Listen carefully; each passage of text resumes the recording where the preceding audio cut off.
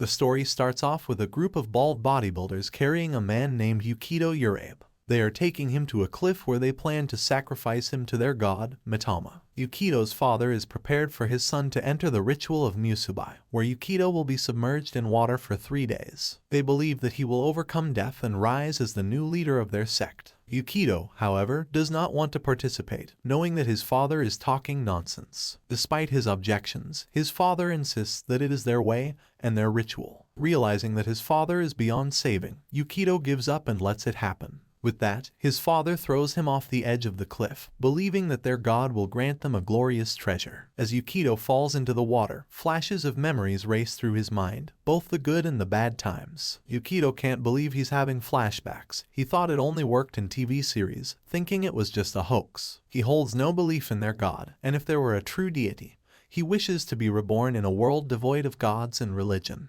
But then, as Yukito woke up, he saw a pink-haired girl, and her name is Aluril, and we can just call her Al for short, beating his meat into the ground. Poor Yukito, he's probably suffering right now. Soon after, Al apologized to Yukito, and as a gesture of sorry, she offered to serve him until he is completely healed, meaning she will treat him to a meal at a restaurant for free. Observing the unfamiliar world he currently finds himself in, Yukito guesses that he must have been transported to a fantasy world. He asks Al about the location of the guild, although Al doesn't understand what he was saying, as she thought Yukito wants to apply for a job in their village. Yukito is disappointed, as he didn't expect to work as a farmer in that world. He then meets a boy named Roy who intimidates our hero after finding out he met Al. Roy boldly claims that every girl in the village is his. However, a blue-haired boy named Clen scolds Roy for messing with the new guy. Clen, noticing Yukito's disappointment, asks if he's interested in another job. To Yukito's excitement, Clen hands him a dagger, and he imagines himself starting his adventures by facing low-level monsters like goblins. Soon later, he again got disappointed that he expected, where he was just hired to harvest berries. Thinking that he was being tested with a boring quest at the beginning,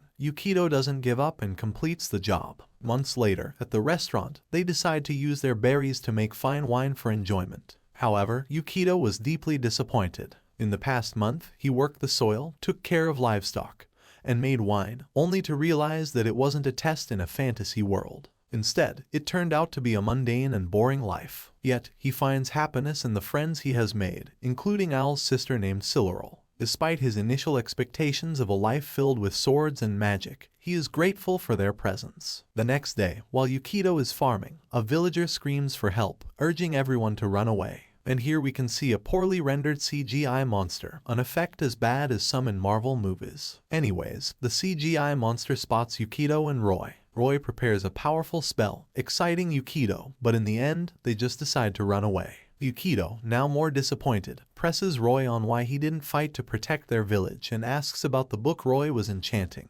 It turns out to be a strategy guide for dealing with strange beasts, an escape strategy. Later on, they tend to their wounds at the restaurant. Despite the challenges, they celebrate, and Yukito is getting the hang of this different life. To him, it's quite different from the alternate world he initially expected, and in the end, it's not so bad after all. Al talks to him, mentioning that since Yukito arrived in their village, everyone is happy. She asks him to stay in their village forever. Yukito thinks it's a good idea and supposes that he can thank God for sending him to this world. But then, Al hears about God and becomes confused about what Yukito was talking about. She asks him about God. This surprises Yukito because in that world, not only is it devoid of magic, but it also seems to lack the concept of God, religion, or any sort of spirituality, something he wished for when he was about to die. He then spots a carcass and plans to give it a burial. However, it hits him that he doesn't know how they bury their dead in this world. Suddenly, Yukito is startled as Roy and Al appear behind him. They thought Yukito was just hunting for food when they saw the carcass he was carrying.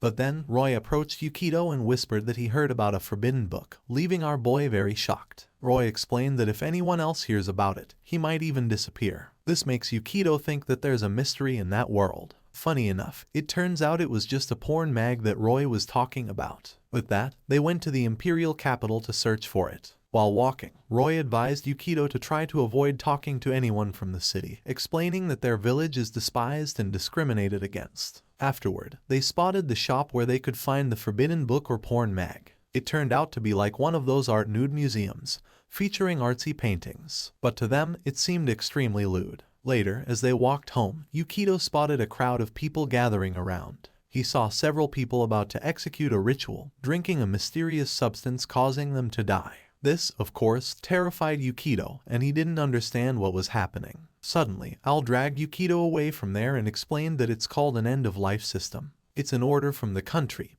and people tend to end their own lives as a part of that order. Suddenly, all the townsmen spotted them and expressed their disdain, calling them filthy defects and wishing for them to be sent to isolation camps. After some time, Al sneaks into Yukito's room and asks why she's there. She confesses that she was about to engage in some kinky activities with him, thinking that all men like it. After the ruckus, Al apologizes to Yukito. He then asks if there's something wrong with the village, recalling that in the afternoon, Roy mentioned something about people despising the village. She explains that their village is called the isolation camp, where the outcasts are sent. Al reveals a brand on her back, stating that it marks her as a resident of the isolation camp. She further explains that anyone who fears the end of life or doesn't align with the country's way is banished to their village. Al is always very thankful for our boy that he doesn't despise them at all. He is caring and different from the others. He guesses that he was the same as them, that he was also being disliked. He tells her that she and the others are his first friends, and he doesn't care if they are considered outcasts. This makes Al happy, and she notices Yukito wearing a very pretty necklace. Yukito remembers the necklace. It is the only thing he was able to bring with him to this world. He recalls his dad's words that it was a protective charm from the sect or something. So, he asks her if she wants to have it and makes her wear it, which makes Al thankful for the gift. As Al is about to leave, we can see her feeling down but still grateful that she was glad to meet him. The next morning, Yukito wakes up to find everyone gone. As he steps outside and sees Roy badly beaten, Yukito asks what happened. Roy, frustrated, explains that everyone was taken. He reveals that the village is essentially a dump for people the country has designated as deviants. Instead, their lives are forcibly taken. He discloses that Al and her sister, Sil, are slated to die today. Upon hearing this, Yukito refuses to accept it. Clen is there to assist him, and they ride their carriage to the town. Unfortunately, they are too late. Sil has been hanged, while Al is still alive. As Al is about to be executed by the blade, Yukito arrives just in time, skillfully defeating some soldiers. He sees Sil hanged and becomes furious. Suddenly, a high-ranking officer named Bertrand appears and tells him it's because they are deviants who fear the end of life. Bertrand unsheathes his sword, stabbing Yukito in the stomach. Shortly after, he slices Al as well. As Yukito sees Al dead on the ground, he hears his father's voice, saying that their god Mitama will surely save them. With determination, Yukito grabs the stone necklace and asks the gods to save them. With that, the necklace soared towards the heavens, reaching beyond, and suddenly, a divine figure manifested in the sun. Descending from the celestial realm, a lowly god appeared before them. Mitama was overjoyed as Yukito called out to her, but her happiness turned to panic when she realized that Yukito was dead. Consumed by fury at the town, Mitama unleashed her divine power, swallowing them whole. Surprisingly, Mitama then resurrected Al, and Yukito, and perhaps the others. Confused, Yukito asked who she was. Mitama revealed herself as his god, confirming that his father wasn't lying after all. With the god's power, everyone was alive. This surprises Yukito, realizing that Mitama truly is a god. Later on, they all went home, and everyone was shocked that they are alive, leading to a joyous celebration. Meanwhile, Mitama and the others are upstairs dressing her properly. Al asked Mitama about her relationship with Yukito. Mitama tells her that Yukito is his god. Al, not really understanding what a god is, asks Mitama to explain. Mitama describes it as being together for life, and this makes Al think that Yukito is married to Mitama and she believes Yukito is a lolicon. Observing that they all cherish and care about Yukito, Mitama is glad he lives in this village. As Mitama and the others go down to celebrate, Roy spots Mitama and becomes mesmerized by her. He expresses his desire to marry her, and in the process, something awakens in him, a fucking lolicon to be exact. All of them look down on Roy with disgust after this. Oh my god, please call the FBI. Shortly after, Yukito asked about Mitama's powers, and she reveals that she possesses tremendous power capable of even destroying an entire empire. This makes Yukito happy, that it seems like he truly has a cheat code, which he called the Omnipotent God cheat code. Eager to demonstrate her power, the lowly god tries to show off, but unfortunately, it appears weak. She checks her status and realizes she has 0 followers. She explains to Yukito that without followers, she can't unleash her full power. The more powerful her followers become, the more it boosts her own power. Mitama is surprised and disappointed that Yukito isn't part of her followers, making her feel down about it. Suddenly, one of the villagers informs them that people from the imperial capital are investigating the village, putting them in trouble. After the news, Yukito goes out to take a bath, aware that trouble is looming.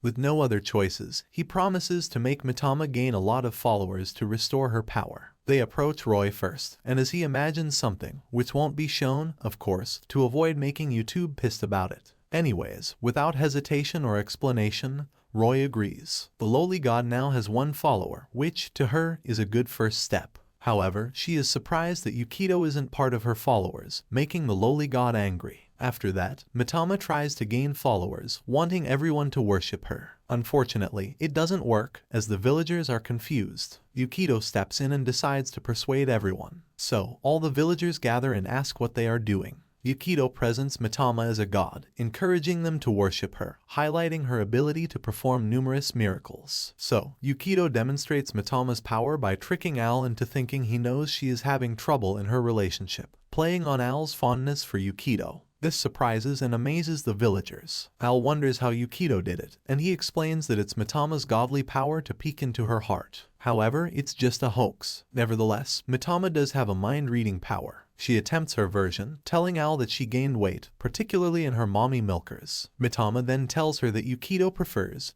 flat as a washboard rather than mommy milkers. With that, Al doesn't accept it and asks anyone to decrease her bust size. Despite their efforts, they fail to gain more followers. However, Yukito refuses to give up. First, they attempt magic, but it fails, ending up with Roy being stabbed. Next, they try flying, but it fails again. Lastly, Mitama tries being an idol to get people to idolize her, but it fails once more, as Roy turns out to be her only fan. No, not that kind of OnlyFans, okay. In the end, they give up, thinking it's impossible. Mitama calls herself a crap god and an impotent god. On the other hand, Yukito realizes how amazing his dad is for creating such devotion. Suddenly, Al barges in a panic, telling them that her CGI pet, Chilchil, is sick and on the verge of death. Yukito suggests taking the CGI pet to a vet, but Sil tells him it's impossible, since the imperial capital and the parliament won't do anything for non-human lives. Determined to help, Yukito goes to the mountains to seek herbs for the poor CGI pet. With that, he makes the pet drink the herb, hoping it works. Unfortunately, after a minute, Chilchil coughs up the medicine and passes away. Fortunately, the lowly god is there to save it. She resurrects the badly CGI pet, however, there are consequences. Mitama uses up all her remaining power, leaving her looking dried up. Suddenly, it saves her after having Sil and Al as her followers. This gains her massive power. She realizes it isn't normal to have such power with only 3 followers, suspecting that the 2 of them have some kind of special ability. With that, Mitama feels her power surging through her. So, Al makes a request. It's to release all the soldiers that Mitama had swallowed. This confuses Yukito, asking why, given that all of them had killed them off. Al believes they were just doing their job, merely assigned to those posts. Sil agrees, trusting that Mitama will protect them. Mitama then releases all of them. However, to everyone's surprise, Bertrand is magically turned into a girl. Some days later, we see a cyborg demon girl named Adder, one of the Archons, fighting another CGI monster. She showcases her strength by blasting the CGI monster like Iron Man. After finishing, someone praises her for her excellent work. Elsewhere, Bertrand attempts to enter the town. She tries to talk to the guard, claiming she is Bertrand, but the guard doesn't believe her, knowing Bertrand is a man, and with that the guard pushes her away. As Bertrand camps out in the forest, uncertain about what to do next, Roy spots her, and his gaze takes on a concerning and inappropriate look. But then, Yukito was there to save Bertrand from Roy. As Bertrand was about to attack him, Yukito understands she can't go back to the imperial capital, and is bound by orders from her liege. Realizing her predicament, he invites Bertrand to the village and asks for her help, promising to create a place for her to stay. Bertrand agrees, bringing a smile to Yukito's face creepily as he knows that it was his plan. This scene makes me laughing my ass off. The next day, the villagers face another attack from the CGI monster. A huge guy named Ricky tries to protect the village. Witnessing his courage, Mitama decides to assist Ricky by handing him an ultimate weapon, the famous Kusanagi no Tsurugi blade. With the newfound confidence, Ricky faces the CGI monster, but unfortunately, he gets blasted away. Seizing the opportunity, the CGI monster moves to attack Yukido and Mitama. Suddenly, Bertrand appears, saving them as she effortlessly slices off the CGI monster. Following his plan, Yukido persuades everybody to join their legion, promising protection from monsters. He declares Mitama as a mascot, akin to Chilchil the CGI pet. Yukido suggests they become members of their religion, loving Mitama as their mascot, ensuring they will never have to fear CGI monsters again. The plan works perfectly, as all the villagers agree to what he said. Yukido proves his cleverness as he sets up different strategies to gain more followers for Mitama. One plan involves Al's restaurant requiring customers to sign up as followers before ordering drinks. Another involves selling refrigerators called Zier pots in exchange for followers. Poor Roy is the one making the pots, working for 3 days without resting. Yukido also plans to sell cookies that the villagers have never had before, again in exchange for followers. Lastly, he plans to create a massage therapy service using Mitama as the therapist, once again exchanging followers. With that, they manage to gain more followers, leaving Mitama amazed by Yukido's work. His plan succeeds by leveraging Bertrand's power, as well as Owl's and Sill's food. Yukido's strategy mirrors the one used by religious groups in his old world to attract believers. Later, Yukido meets up with Bertrand and notices she is wearing a maid's outfit. Curious, he asks her about the number of soldiers in the Empire's army. This raises suspicions for Bertrand, but Yukido reassures her that he has no ill intentions and only wants to protect their village. In response, Bertrand explains that it's not about the number but rather the parallel army of the Imperial Army. She introduces the concept of archons. Like Adder and archons are capable of even destroying an entire mountain. After learning from Bertrand, Yukido approaches Mitama, inquiring if she possesses such power. It turns out she can, but she needs 10,000 followers to reach that level of strength. Yukido feels helpless, contemplating Mitama's seeming uselessness. Later, he meets up with Bertrand again, now wearing a maid cafe outfit. Yukido takes out her blade, thinking it appears ordinary. However, Bertrand demonstrates its power by chanting the word emanate, activating the sword and effortlessly slicing a boulder in half. Impressed, Yukido expresses interest in buying a similar sword, but Bertrand informs him they are not for sale. Weapons of that caliber are granted to anyone above a certain rank in the Imperial Army by the Emperor. Meanwhile, we return to Adder, who is talking to one of her team members named Loki. Adder questions Loki's intentions, asking if she is buying more time or planning to defy the Emperor and the Parliament. Loki insists on her loyalty to the Emperor. We return to Yukido, who is now drunk and grappling with the problem of gathering 10,000 followers, realizing how challenging it would be. Sill confronts him, expressing gratitude for all he has done to save their village. She urges him not to overthink it, striking a chord with Yukido. The word overthink triggers memories of his father's advice not to overthink. He recalls how his father collected 10,000 followers by establishing a scam cult that attracted pro-level martial artists with their physical strength. His father instructed him to take over the followers and the territory, where miracles happened through the use of force. And with that he thanks Sill for her comfort. 1 month later, Bertrand faces off against Adder while dressed in an outfit reminiscent of Las Vegas. Suddenly, Adder scans Bertrand for more information and discovers that Bertrand is the former captain. This revelation leads Adder to classify her as a rebel, and they engage in a fierce battle. Meanwhile, Yukido is now actively planning to gather 10,000 followers before the Archons can acquire them. He is planning to broaden their scope by utilizing Mitama's power. With that, he made Mitama summon a harvester to gain more followers. However, she got dried up by overusing her powers. In the end, it was all worth it since they collected 927 followers. Later on, Yukido made Mitama pump underground water and created a water park for the villagers. Now, everything is good, and they have 1659 followers. Yukido then came up with another plan to gain more followers, by providing electricity to the village. While Yukido and the others marveled at the village lights, Klen admitted that he used to work in the capital. They were shocked that Klen doesn't have any brand on his back. He then told them that he lives in the village on his own volition, where life suits him better than in the capital. The next day, because of the electricity, they successfully collected more followers, reaching a total of 2,000 and making Mitama more powerful than ever. Meanwhile, this was the time when Adder caught Bertrand. She was amazed by their work with modern utensils, so Adder interrogated Bertrand, asking who was manipulating the isolation camp. Bertrand responded that they did it on their own. Adder asked for more information and threatened Bertrand, promising to blast 2 of her limbs. Suddenly, Mitama intervened to stop her. Yukito approached Bertrand and asked what had happened. She informed him that Adder is an Archon planning to destroy the village. Adder showcased her power, but Mitama protected them by displaying her own abilities. Despite Adder's relentless display of power, Mitama was overpowered. With no other choice, Mitama called out to all the deities for assistance. Unfortunately for Mitama, all the gods bid her farewell, and with that, Mitama lost the fight. With all hopes lost, Adder unleashed one of her most powerful attacks to annihilate the villagers, akin to a nuclear bomb.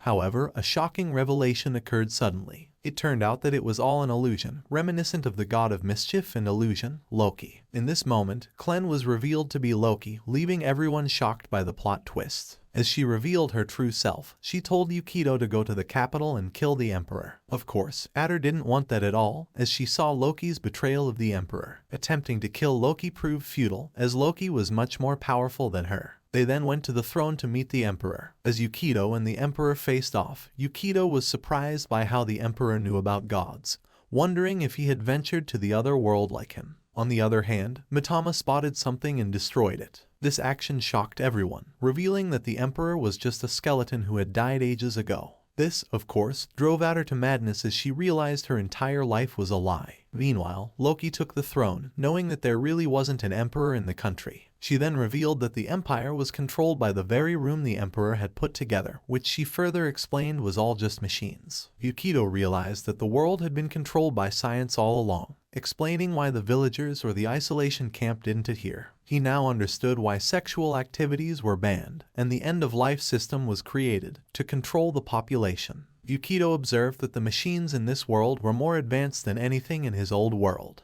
However, Yukito was wrong all along. Mitama revealed that it wasn't centuries old. She disclosed that the world was several thousand years ago, where the world had already been destroyed. This, of course, confused Yukito as he didn't understand what Mitama was talking about. Mitama revealed a very shocking twist. Yukito hadn't really gone to another world. Instead, he had been in his world all along, living in the future, a future where everything had been destroyed thousands of years ago. As he realized that it wasn't another world, Yukito went crazy, asking why Mitama brought him here to this world. She then told him that it was his wishes, where he wished for a world without a god, and with that, she complied. This, of course, set Mitama apart, as the gods viewed humans as playthings. On the other hand, Loki approached Mitama and asked her to destroy the empire. Suddenly, Yukito attacked Loki out of nowhere. However, Yukito, being a skilled martial artist, stopped Loki and realized that she couldn't use her power in the room where Archons couldn't do anything. Yukito then asked her about her goal. She told Yukito that she got sick of how the empire was, the way people lived deeply disturbed her. In her search for the truth, she stumbled upon material related to an ancient civilization where humans lived with free will, unaffected by machines. She wanted to experience what it felt like to live like that, leading her to create the identity of Klen in the isolation camps. Sneaking into various isolation camps became her hobby between Archon missions. There, she observed inhabitants who were not controlled by anything, living according to their free will. When Yukito arrived in this world, everything changed, becoming more pleasant than ever. While they were talking, Loki remembered that Yukito mentioned gods, surprising Loki. Loki found life to be more pleasant after Yukito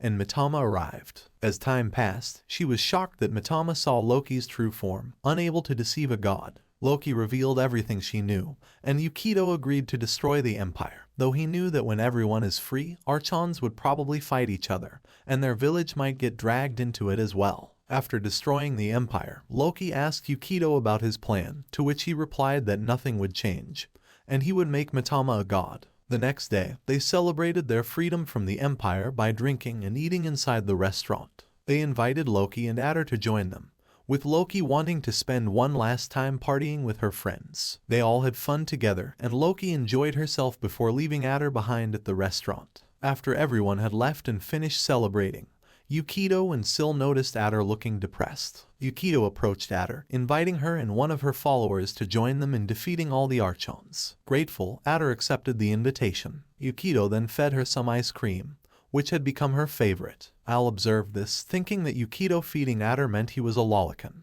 And so Yukito introduced Adder to everyone, announcing that they now had 2 gods, which made Mitama jealous. They all started recruiting followers from other villagers, rescuing them and treating them to barbecue. They invited them to their restaurant to showcase their advanced utensils. Yukito promised to protect them if they introduced their gods to their village, where they should join to their religion in his village. With that, they finally succeeded in collecting more followers the next day. Yukito intended to produce livestock and sugar, knowing that tasty food is essentially addictive. Later, based on Sill's reports, Yukito found out about the Archon Dakini. He asked Adder about it, but unfortunately, Adder didn't know all the details about Archons, as they barely ever had any interaction with each other. Although she had heard about Dakini's power, which is related to love. They had a meeting about it, and Yukito now realized that Dakini's power is related to sex. So, the four of them went to Dakini's territory, which looked like a love hotel or a brothel. They met up with Dakini herself, where a girl with glasses named Richie guided them to their god. Before meeting Dakini, only one man and one woman were allowed to enter Dakini's room, and Yukito and Al entered. Dakini showed up, looking like a typical Jaru in Japan. Yukito saw her as a gaudy person and asked Dakini to join their religion. It was easy since Dakini accepted it with no explanation. However, Dakini used her powers on them, causing both of them to feel horny, but the details won't be shown. Later on, after Mitama interrupted them, Yukito met Richie again. She realized that Mitama was a god. Concerned about the secret, Yukito pinned her to the wall and requested her not to disclose what she had seen. However, Richie's vivid imagination led her to envision Yukito harassing her during the encounter. This awkward moment made Yukito uncomfortable as he saw Richie bust a nut. Richie then learned that Yukito's group aimed to diminish Dakini's followers and asked for help to dismantle their religious group. We get to see a glimpse of Bertrand along with Loki observing the Royale capital's situation. As usual, the capital was full of sick and helpless people. It was all because of the Assembly's negligence that left the city in disorder. However, Loki planned out to use it as an opportunity to gain followers, to finally become a god who will rule the world and the Archons. Inside Dakini's main hall, we get to see a glance of Roy, who is in a dire situation. He was desperately crying for help while Dakini and her disciples were torturing him. Now back to Yukito and the others. Rich the Virgin revealed that the reason she unwillingly followed Dakini's orders was because the isolation camp village she was living in got absorbed by Dakini's sect, and the reason she was appointed as an officer was because the only thing she knew was sex knowledge. Even though it was clearly her fault, she desperately asked Yukito and the others to help her in destroying the religious group. Yukito was skeptical towards her, but having Rich by his side would be a great asset, so he decided to help her. Meanwhile, Mitama was having a mental breakdown as she watched her followers slowly got fewer. It turns out that Adder is getting popular. The villagers start converting to become her followers. Anyways, Rich had officially announced that Yukito, Aluril, and Mitama were now a new member of the cult. They did that in order for Yukito to gain the followers' trust and easily infiltrate the group. But the plan would only work if Mitama snapped out of her depression. So, Yukito tricked her by saying that if she is able to fulfill his request, he would start believing her for real, which made Mitama feel revitalized immediately. Inside Dakini's throne, where people were having an orgy. The orgy she held helped her to gain more followers, but she felt alarmed because despite having an increase in followers, her powers haven't grown much. She then overheard her disciples having a conversation about Rich's products, so she thought of visiting the third branch to have a talk with Rich. It turns out that Dakini's followers had started believing more in Rich instead of her, all thanks to our hero's brilliant plan. Dakini had finally arrived at the third branch to face Rich. The atmosphere was getting tense, and it was all because of Rich and Dakini's face-off. Because of that, the followers asked for forgiveness because for them what Rich did was only to strengthen the cult. But Dakini was not a fool. She knew that Rich, Yukito, Aluril, and Mitama were the cause of why her power was not growing. They were about to defend themselves from being apprehended, but Yukito was caught off guard when he saw that Roy betrayed them. The next day, Yukito and the others' trial was held. Rich was the first one who was interrogated by Dakini. With her amazing acting skills, she managed to steal the hearts of Dakini's followers, which made Dakini rethink her decision to execute them. Flashback to the last few days, Yukito predicted that Dakini would notice them someday, and when that happens, she will denounce her and try to destroy the faction. To prevent that from happening, he held a private acting lesson with her to captivate the followers' hearts if ever the execution day came.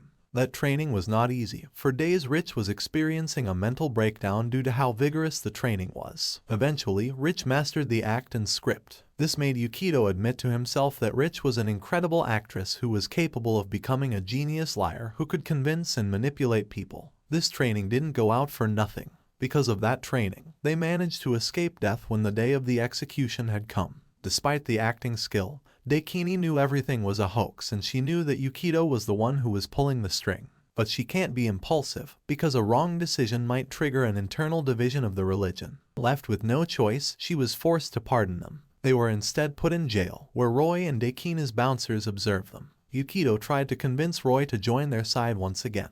But Roy refused, because he was grateful for what Daikini taught her, and that was to masturbate using his right hand. That baffled everyone, especially Yukito. Later, Yukito was already thinking of a plan on how to escape the prison. He tried to ask Mitama for help, but she was already feeling weak due to how low her follower count was. They panicked when Daikini's purgers came to kill them without the other disciples noticing. Flashback before Daikini started forming his religious group. She used to be an archon that was made for spreading human love so that the population would arise. However, she felt devastated when the assembly assigned her to use her ability to erase the people's desires related to love. Because the assembly and the emperor have already developed a method where they can create humans artificially. She has no choice but to comply with the decisions of the assembly even though she hates their ideologies. She first erased all of the children's ability to love, to the point where no love was left for humanity. Ever since the assembly assigned her, she spent every day erasing all human desires related to love. Until one day, something unusual happened. Most human fertility had gone. She spent all of her life living in guilt, without a reason to exist. As a form of rebellion, she started writing her knowledge about sex into books, and began circulating them in the capital, but in the assembly banned them. Then one day she met a young girl named Toka. When she first met Toka, she saw her feeling horny while reading the book she wrote. With Toka as her last hope, they formed a bond. Unfortunately for Toka though, everyone in the capital hated her. Regardless, Daikini was always there for her to love her unconditionally. But eventually, Toka was taken away to an isolation camp along with some convicted people. Daikini thought that life away from the capital would be a better life for Toka, but she couldn't be more wrong. A few years later, Toka was killed by the others in her isolation camp. After she had slept with someone at the camp, she had a child, which frightened them all. Daikini felt powerless as she cried for Toka. That's when the day where she promised herself to return the humans to their original state, and formed a rebellion against the assembly. Now back to Yukito and the others. The purgers are 1 inch away from our hero. But luckily Adder and Sil managed to save them right in time before anything bad happened. Adder looked way different before they left her in the village. Seeing how high her follower count, Mitama felt envious towards her. In just one strike, Adder took down the purgers. Thanks to that, Yukito and the others have now an opportunity to escape. While they ran away from their pursuers, Mitama's mind was still in shambles on why Adder had managed to gain a huge amount of followers. So, Yukito answered her question, that due to her absence most of her followers had started worshipping Adder instead. All of that was according to Yukito's plan, because he knew that when it came to raw combat power, Adder was definitely stronger compared to Mitama. That's why he decided to concentrate all of the power to Adder. Though the plan was successful, Mitama felt betrayed. Then they finally crossed paths with Daikini. Daikini found Yukito's action intolerable because of all the stir he caused and the fact that he made Rich betray her. But then Daikini noticed that Rich was carrying the same book that Toka was reading from the day she met her. She tried to take it away from her, but Adder attacked. Things are going well for Yukito. He then assigned Rich to take care of the helpless Mitama. To finally execute the phase 2 of their plan, Daikini is about to retaliate, but before she even uses her mind control, Adder prevents her. That pissed her off, so started using 100% of her power. Daikini transformed into a aphrodisiac fox. Her follower count is no match against Adder's follower count. Meanwhile, Mitama pleads with Rich to bring her back to Yukito, but she refuses to do so, because Mitama was their ace card and everything was up to her. Adder, Allural, Sil, and Yukito fell into Daikini's spell. When they were about to make love to him, Mitama along with her powerful spell prevented them from going any further. It was all thanks to Rich's faction that they gained enough followers to fight back against Daikini. She managed to do that because of the sexual knowledge she possesses and the scientific sex toys that Mitama conjures. Despite that, Daikini remained calm because she still had the follower advantage. Daikini was about to attack, but Mitama nullified it, because compared to the real goddess Daikini, she was only a weaker copycat version. Thanks to that, Adder gained her strength back to face Daikini once again. So, Daikini ran away because she knew that she was at a disadvantage in direct combat against Adder. But Roy prevented her from escaping by hugging her and groping her breast. All thanks to the note that Yukito gave him, which stated that if he helped Mitama when she was in danger, she would fall for him. With one strike from Atari, the battle against Daikini concluded. Daikini couldn't believe that she lost despite having more followers. Yukito stated that it was all because she was fighting for herself with no reason to fight for her. Rich then approached Daikini. Daikini hated Rich for betraying her because she used to trust her just like Toka. That's when Rich confirmed that Daikini and her mother used to be friends. So, she revealed to her that she was Toka's child. Because of that, she broke down in tears and asked for Rich's forgiveness, to which Rich forgave her. After that hectic event, Daikini admitted her defeat. She offered herself to them to do whatever they pleased. And of course, the perverted Roy was willing to go, but still prevented him from doing so. She instead punished him for betraying them. Instead of lusting over Daikini, he only wishes for her to send a word to all of her followers that they should start worshipping Mitama instead. She refuses to do so, so he warns her that if she doesn't do what he told her, he would get rid of her. Daikini is still being stubborn. She plans to escape and take revenge. But her demeanor stopped when she saw Rich. Rich asked Daiki if she and her mother were close. She replied, "Yes, we were best friends. That's why I wanted to change the world that killed her." Hearing that made Rich happy, so she asked Daikini to give her some time to convince Yukito to let her continue her religious group. Later on, we saw Yukito on a leash. With their S&M play, they managed to convince Yukito. It turns out that the S&M play they did was also part of their plan. But this time Yukito was the main actor. They were finally heading out to go back to the village. Mitama also gained over 10,000 followers. They managed to do that because since Rich worshipped Mitama as her god, they were able to absorb all of her followers completely. Yukito told to himself that although Daikini had already figured out what they were planning, she decided to go along because of her love for Rich. Then they encountered a strange beast. With Mitama's 10,000 followers, she boasted that could slay the monster all by herself. But before she even had the chance to shine, Adder finished the monster in a single blow. That's when Mitama saw Adder's follower count, which was over 11,000. But then a horde of monsters came up to ambush them. Adder tried to prevent them all from advancing, but it was too much for her to handle. Fortunately, Mitama managed to save them just in the nick of time. Despite being saved from the monsters' aggression, they were still in a bad situation, because the monsters diverted their attention toward the village. When they reached the village, everything was already ruined. Luckily, the villagers managed to survive the attack. Yukito then asked Mitama to restore the village. Mitama refuses because if she repairs the village, she will lose her power again.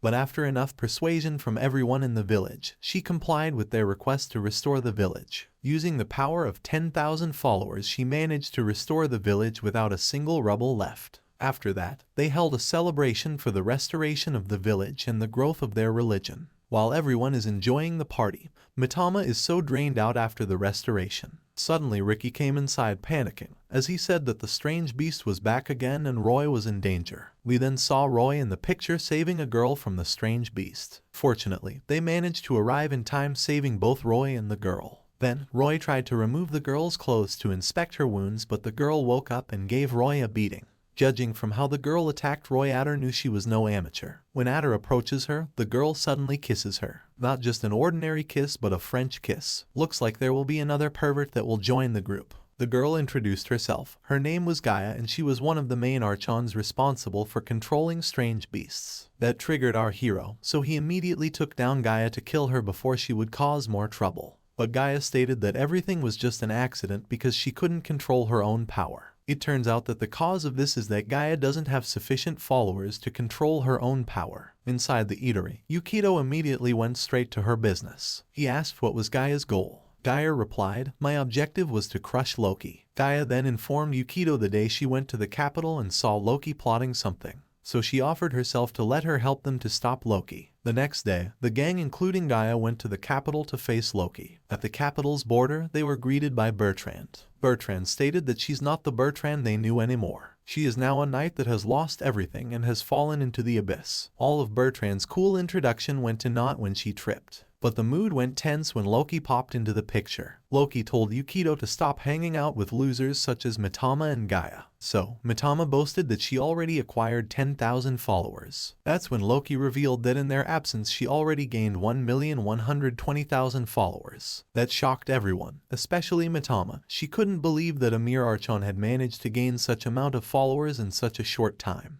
Despite that, Yukito remained calm. Before they left, Yukito warned Loki that if she ever planned to attack them, he would make sure that Yukito would kill her. When they went back to the eatery, Yukito revealed that everything he did was just an act. Obviously, they don't have a chance against Loki's 1 million followers. Because they took Bertrand with them, they asked her about the situation inside the capital. She stated that Bertrand managed to bring order back to the capital, that's why they started worshipping her. But she was still skeptical toward Loki. Gaia deduced that Loki must have started acting as the capital's emperor. Regardless of the situation, Yukito maintained his composure. He thought of a plan on how to get rid of Loki. His plan was to create a live show in order to gain followers and strengthen their faith. Using his contemporary world knowledge, he assigned himself as the producer for the next-gen song Princesses, which are composed of the village's cutest girl. Hearing that hyped up Mitoma, but her dream of becoming a super idol shattered when Yukito did not include her in the group. He asked the girls if they had any musical talent, but it turns out that they don't even have a single idea what music was, because the assembly completely removed the existence of music. So, their first task was to bring back the concept of music first. With Alluril as the vocalist, Adder as the bassist, Gaia as the drummer, and Syl as the lead guitar, the music plan was going well, until Bertrand the rhythm guitar ruined everything.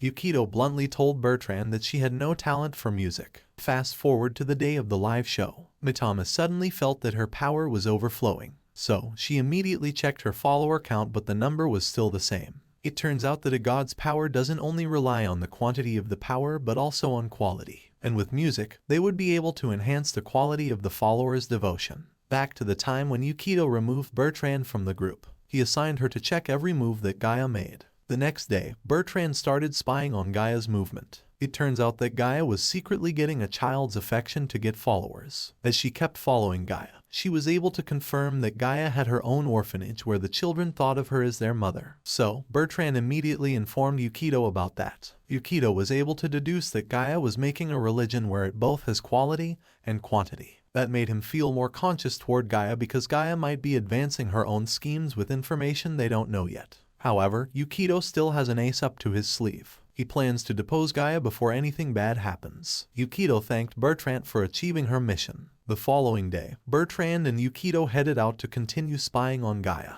But Bertrand suddenly attacked him. She tied him against the wall and tried to rape him. Yukito was crying for help because he knew having sex with Bertrand was gay. Our hero knew something was weird, so he assumed that Dakini must be the cause of it. And he was right. It was revealed that Dakini was playing a prank on him. Luckily, Rich came to stop Dakini before the intercourse happened. After that, Dakini thanked Yukito for introducing music to her, because with music the devotion of her followers got stronger. That made Dakini willing to help in Yukito's next objective. Later on, Dakini went to the orphanage to meet the orphans. Dakini immediately got the kids' affection. But then Gaia's most loyal followers Kai and Cyan saw Dakini. Kai and Cyan immediately confronted Dakini. Cyan told Dakini that an outsider like her has no business butting into their family, so she should leave before something bad happens to her. But Dakini refuses. So, Kai started calling a strange beast to devour Dakini, including his siblings. The best that Dakini could do was to run away with the children,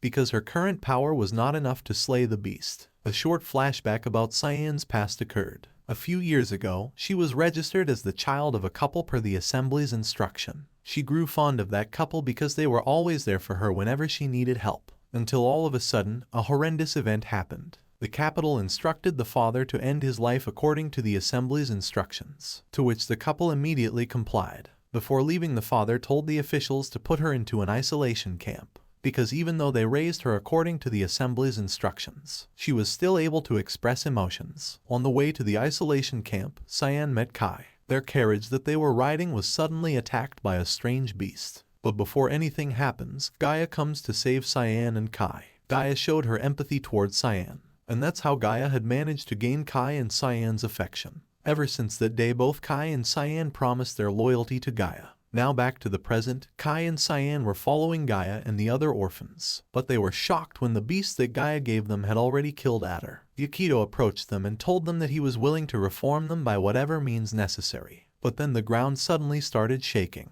It was revealed that Gaia was the cause of it. She knew that Yukito was plotting something against her. Mitoma asked Yukito to get out as quickly as they could, but Yukito remained stoic. He was ready to face Gaia head-on. The monster was revealed. It was a mobile biological fortress also known as Typhon. Kai and Cyan immediately went to Gaia. They expected that Gaia would warmly welcome them, but they couldn't be more wrong. What Gaia did was that they disposed of them as if they were tools. Kai and Cyan desperately asked for help, but no one came to save them. Cyan was heartbroken. She did not expect that Gaia would betray her. While they were trying to escape from Typhon's sight, Cain tripped. Adder tried to retaliate, but the monster didn't budge. So, Mitama stepped in. She used all of her strength to prevent the monster from consuming them. But the monster was too powerful. Luckily, Syl and Allural managed to arrive on time before the monster devoured them. Using their old reliable pickup truck, Allural stepped into the gas as hard as she could. The truck also has a nitro, which allows Allural to drive even faster. Thanks to Allural's impressive driving skill, they managed to dodge the monster's attack and escape from Gaia's aggression. Yushii, one of Gaia's adopted children, revealed that the Typhon was the most powerful beast that Gaia created.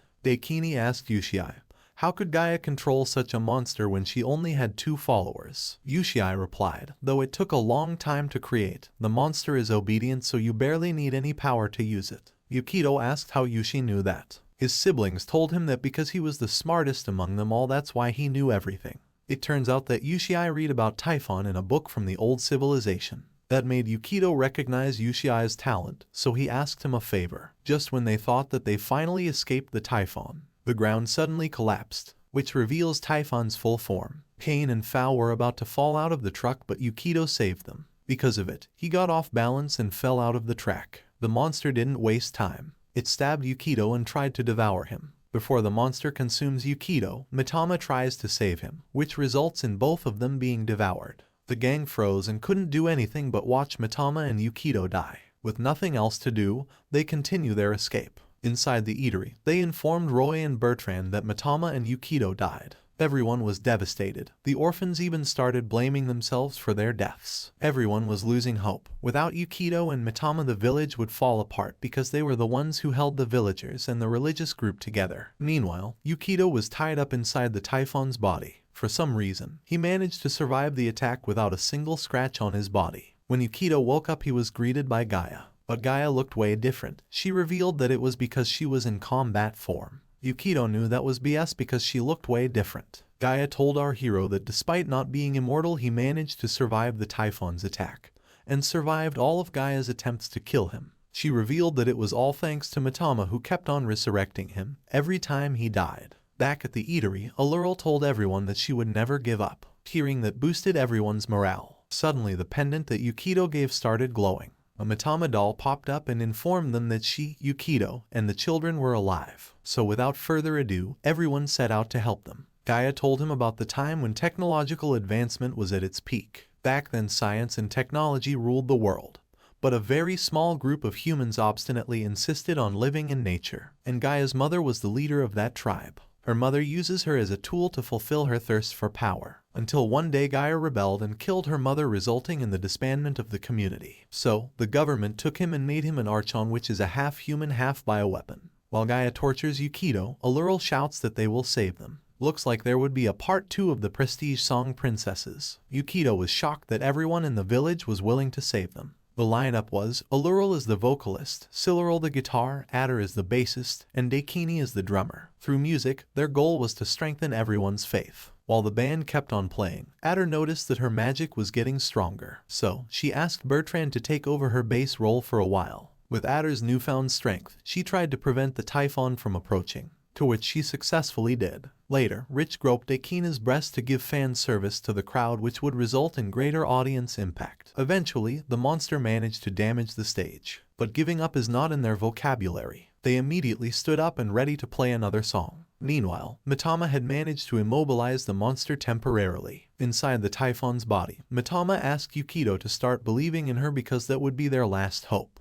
Yukito agreed, but on one condition. First, she needed to help him escape from being tied. Mitama easily freed Yukito. Mitama was so happy because finally, Yukito would become her believer. But it turns out that it was only a prank. Now back to the action. Yukito stood up and declared a duel against Gaia. But the duel was not going in our hero's favor. He struggled to land a single blow to Gaia. At the same time, the situation outside was not going well as well. Regardless, Yushii remained calm. He still remembered what Yukito told him before the monster devoured him. He notified everyone that they should proceed to Phase 2. The key person for Phase 2 was Adder. Her goal was to convince everyone to start worshipping Mitama instead of her. Her followers refuse at first because for them Adder is unreplaceable. But Rich told everyone to feel reassured because once Adder retires as their god, Adder will start joining the Rich sect and will definitely perform sexual services. Because of that, all of her followers started Mitama instead. In just a blink of an eye, Mitama escaped from being tied up.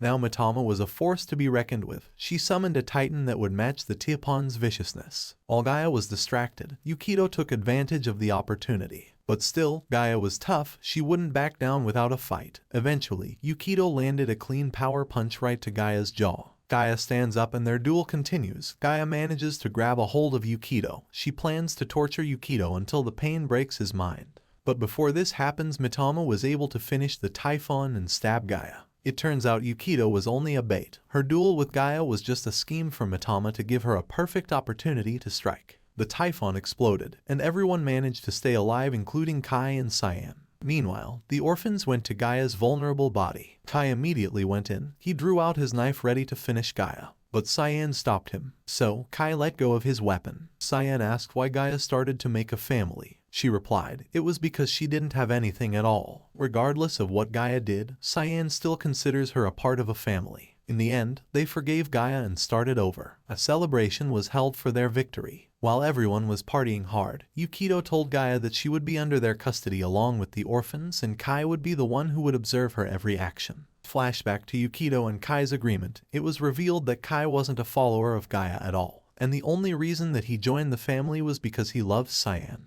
That's why he agreed to look at Gaia to protect Cyan. While Yukito was getting some fresh air after the hectic event, Loki popped up and congratulated him for being able to bestead Gaia. But she told him that Gaia was just a pawn and the real threat was her, and she then left. While Yukito was relapsing about the day he first transferred to the current timeline, the gang came up to invite him to join the party. He refuses because he thinks he is not deserving. For him, he just became the person he hated the most, which is his father. He felt like he forced and manipulated people to join their religious group. But thanks to everyone's encouragement and sincere approaches, they managed to bring Yukito back to the village. That's all for this recap. This anime reminded us how powerful friendship is and why no man is an island. Don't forget to like, share, subscribe, and hit the notification bell to be updated for future uploads. As always, take care.